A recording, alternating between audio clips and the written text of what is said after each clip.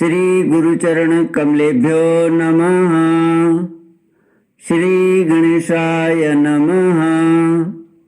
श्री सरस्वत्यै नमः। श्री विष्णवे नमः। श्री कृष्ण गोविंद हरे मुरारे, हे नाथ नारायण वासुदेव। श्री कृष्ण गोविंद हरे मुरारे, हे नाथ नारायण वासुदेव। हे नाथ नारायण वासुदेव, हे नाथ नारायण वासुदेव, हे नाथ नारायण वासुदेव। श्री कृष्ण गोविंद हरे मुरारे, हे नाथ नारायण वासुदेव। श्री कृष्ण गोविंद हरे मुरारे, हे नाथ नारायण वासुदेव। ओम नमो भगवते वासुदेवाय। ओम नमो भगवते वासुदेवाय। ओम नमो भगवते वासुदेवाय। ओम नमो भगवते वासुदेवाय। ओम नमो भगवते वासुदेवाय।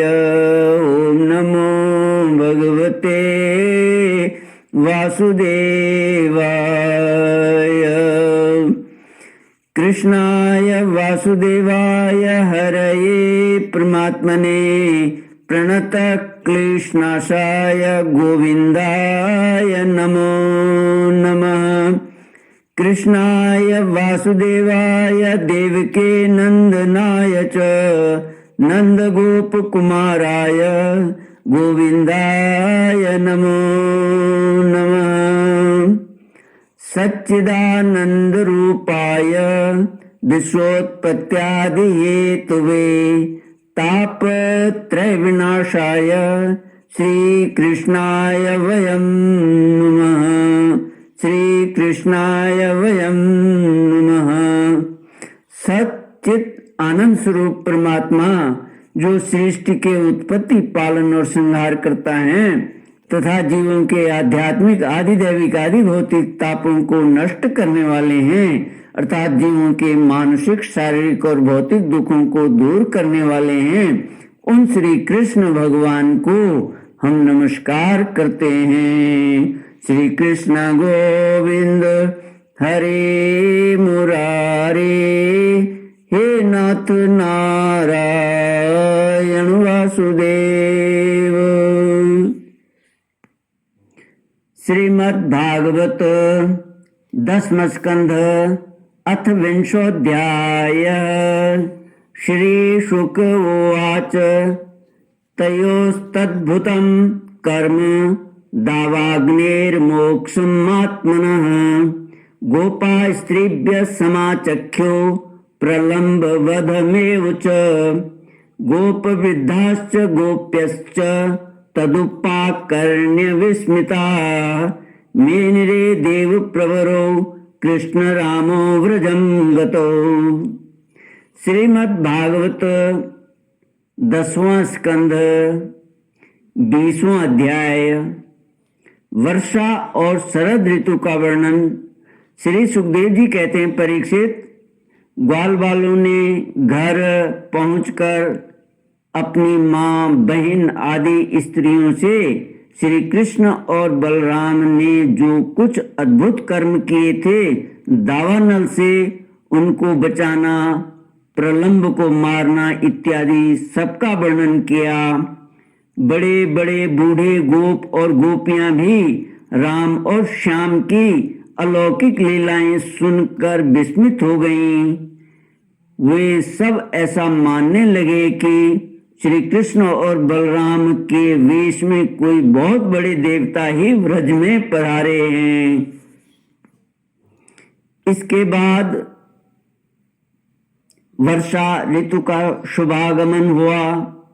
इस ऋतु में सभी प्रकार के प्राणियों की बढ़ती हो जाती है। उस समय सूर्य और चंद्रमा पर बार बार प्रकाशमय मंडल बैठने लगे। बादल, वायु, चमक, कड़क आदि से आकाश क्षुब्ध सा दिखने लगा। आकाश में नीले और घने बादल घिर जाते, बिजली कौंधने लगती, बार बार गड़गड़ाहट सुनाई पड़ती, सूर्य, चंद्रमा और तारे ढके रहते।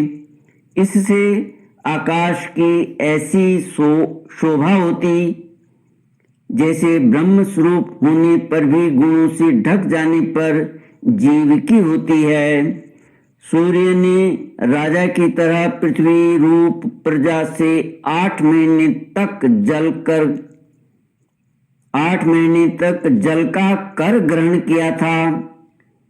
अब समय आने पर वे अपनी किरण करों से फिर उसे बांटने लगे। जैसे दयालु पुरुष जब देखते हैं कि प्रजा बहुत पीड़ित हो रही है, तब वे दया परवश होकर अपने जीवन प्राण तक न्यौछावर कर देते हैं। वैसे ही बिजली की चमक से शोभायमान घनघोर बादल तेज हवा की प्रेरणा से प्राणियों के कल्याण के लिए अपने जीवन स्वरूप जल को बरसाने लगे। जेठ आषाढ़ की गर्मी से पृथ्वी सूख गई थी। अब वर्षा के जल से सिंचकर वह फिर हरी भरी हो गई। जैसे सकाम भाव से तपस्या करते समय पहले तो शरीर दुर्बल हो जाता है, परंतु जब उसका फल मिलता है तब हृष्ट पुष्ट हो जाता है। वर्षा के सायंकाल में बादलों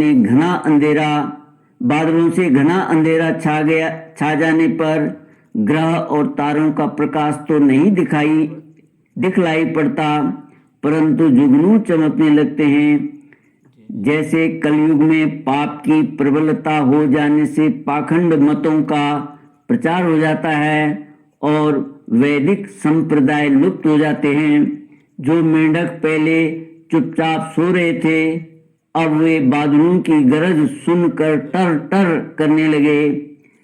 जैसे नित्य नियम से निवृत्त होने पर गुरु के आदेशानुसार ब्रह्मचारी लोग वेद पाठ करने लगते हैं। छोटी छोटी नदियां जो जेठ आषाढ़ में बिल्कुल सूखने को आ गई थी, वे अब उमड़ घुमड़ कर अपने घेरे से बाहर बहने लगी।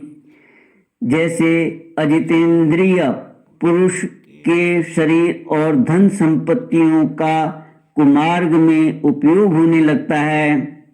पृथ्वी पर कहीं कहीं हरी हरी घास की हरियाली थी, तो कहीं कहीं वीर बहुटियों की लालिमा और कहीं कहीं बरसाती छत्तों, सफेद कुकुरमुत्तों के कारण वह सफेद मालूम देती थी। इस प्रकार उसकी ऐसी शोभा हो रही थी मानो किसी राजा की रंग बिरंगी सेना हो। सब खेत अनाजों से भरे पूरे लहलहा रहे थे। उन्हें देखकर किसान तो मारे आनंद के फूले न समाते थे, परंतु सब कुछ प्रारब्ध के अधीन है। यह बात न जानने वाले धनियों के चित्त में बड़ी जलन हो रही थी कि अब हम इन्हें अपने पंजे में कैसे रख सकेंगे। नए बरसाती जल के सेवन से सभी जलचर और थलचर प्राणियों की सुंदरता बढ़ गई थी। जैसे भगवान की सेवा करने से बाहर और भीतर के दोनों ही रूप सुघड़ हो जाते हैं। वर्षा ऋतु में हवा के झोंकों से समुद्र एक तो यूं ही उत्ताल तरंगों से युक्त हो रहा था, अब नदियों के संयोग से वह और भी क्षुब्ध हो उठा। ठीक वैसे ही जैसे वासना युक्त योगी का चित्त विषयों का संपर्क होने पर कामनाओं के उभार से भर जाता है। मूसलधार वर्षा की चोट खाते रहने पर भी पर्वतों को कोई व्यथा नहीं होती, ठीक जैसे दुखों की भरमार होने पर भी उन पुरुषों को किसी प्रकार की व्यथा नहीं होती जिन्होंने अपना चित्त भगवान को ही समर्पित कर रखा है। जो मार्ग कभी साफ नहीं किए गए जाते थे वे घास से ढक गए और उनको पहचानना कठिन हो गया। जैसे जब द्विजाति वेदों का अभ्यास जैसे जब द्विजाति वेदों का अभ्यास नहीं करते तब काल क्रम से वे उन्हें भूल जाते हैं। यद्यपि बादल बड़े लोकोपकारी हैं फिर भी बिजलियां उनमें स्थिर नहीं रहती। ठीक वैसे ही जैसे चपल अनुराग वाली कामिनी स्त्रियां गुणी पुरुषों के पास भी स्थिर भाव से नहीं रहती। आकाश मेघों के गर्जन तर्जन से भर रहा था, उसमें निर्गुण बिना डोरी के इंद्रधनुष की वैसी ही शोभा हुई जैसे सत्व रज आदि गुणों के क्षोभ से होने वाले विश्व के बखेड़े में निर्गुण ब्रह्म की। यद्यपि चंद्रमा की उज्जवल चांदनी से बादलों का पता चलता था फिर भी उन बादलों ने ही चंद्रमा को ढककर शोभाहीन भी बना दिया था। ठीक वैसे ही जैसे पुरुष के आभास से आभासित होने वाला अहंकार ही उसे ढक कर प्रकाशित नहीं होने देता। बादलों के शुभागमन से मोरों का रोम रोम खिल रहा था, वे अपनी कुहक और नृत्य के द्वारा आनंदोत्सव मना रहे थे। ठीक वैसे ही जैसे गृहस्थी के जंजाल में फंसे हुए लोग जो अधिकतर तीनों तापों से जलते और घबराते रहते हैं, भगवान के भक्तों के शुभागमन से आनंद मग्न हो जाते हैं। जो वृक्ष जेठ आषाढ़ में सूख गए थे वे अब अपनी जड़ों से जल पीकर पत्ते फूल तथा डालियों से खूब सज धज गए। जैसे सकाम भाव से तपस्या करने वाले पहले तो दुर्बल हो जाते हैं परंतु कामना पूरी होने पर मोटे तगड़े हो जाते हैं। परीक्षित, तालाबों के तट कांटे कीचड़ और जल के बहाव के कारण प्रायः अशांत ही रहते हैं परंतु सारस एक क्षण के लिए भी उन्हें नहीं छोड़ते। जैसे अशुद्ध हृदय वाले विषयी पुरुष काम धंधों की झंझट से कभी छुटकारा नहीं पाते फिर भी घरों में ही पड़े रहते हैं। वर्षा ऋतु में इंद्र की प्रेरणा से मूसलाधार वर्षा होती है, इससे नदियों के बांध और खेतों की मेड़ें टूट फूट जाती हैं। जैसे कलयुग में पाखंडियों के तरह तरह के मिथ्या मतवादों से वैदिक मार्ग की मर्यादा ढीली पड़ जाती है। वायु की प्रेरणा से घने बादल प्राणियों के लिए अमृतमय जल की वर्षा करने लगते हैं। जैसे ब्राह्मणों की प्रेरणा से धनी लोग समय समय पर दान के द्वारा प्रजा की अभिलाषाएं पूर्ण करते हैं। श्री कृष्ण गोविंद हरे मुरारे, हे नाथ नारायण वासुदेव। ओम पूर्णमद पूर्णमिदं पूर्णात् पूर्णमुदच्यते पूर्णस्य पूर्णमादाय पूर्णमेवावशिष्यते। ओम शांति शांति शांति। हरि ओम श्री